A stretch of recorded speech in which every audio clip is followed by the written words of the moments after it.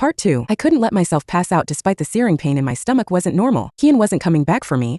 I had to take care of myself. It took a long time before I could gather enough strength to grab the railing and pull myself up. Concerned about potential bleeding, cab wasn't in any of my options. I had no choice but to walk to the hospital. The night soon covered the entire sky. The shift nurse at the yard took one look at the blood soaking my clothes and rushed to get me checked in. The doctor flipped through my earlier records. He asked as he shook his head. 3 weeks in and you already had an amniocentesis? The pregnancy wasn't even stable yet. Your uterus is in distress, contracting from the trauma, and with a fall down the stairs on top of that. I'm sorry, but the baby probably won't make it. After the exam, the doctor grew even more frustrated. You've been losing blood this whole time and you just powered through the pain? Do you have a death wish? I just let out a long breath.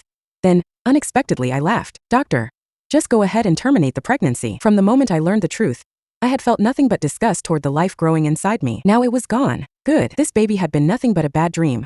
One I was finally waking up from. A day later, when I returned home, the place was empty. I knew Keon had not come back since leaving with Kizzy. The bed and the floor were still covered in the evidence of their intimacy. I stepped around the reminders, rushed into the bathroom and scrubbed myself clean over and over again. I kept feeling like there was a lingering scent on me.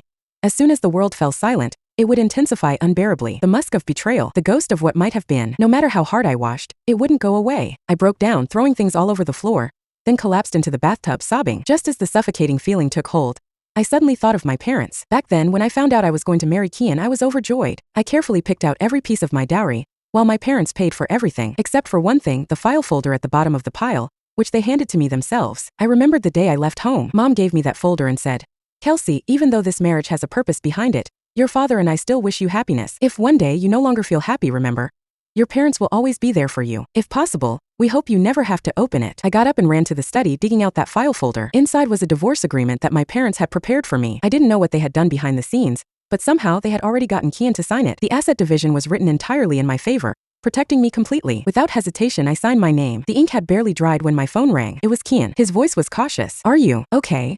I kept my tone cold. Should I not be? I'm just glad you're fine. I know I was out of line that day. I shouldn't have yelled at you.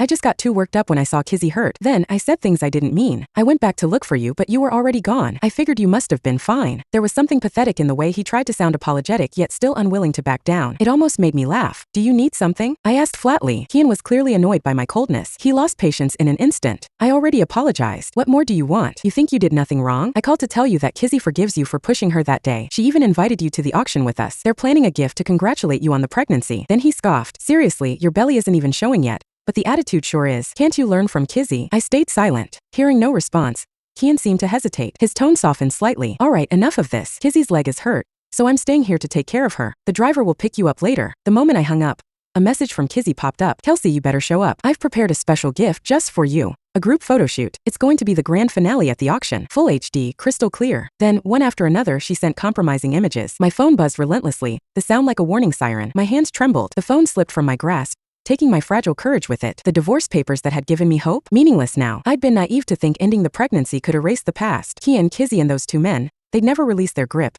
ensuring I never forgot. Shaking violently, I collapsed to my knees, fumbling for my phone. My parents' voices shattered what remained of my composure. Are you eating well? Staying warm?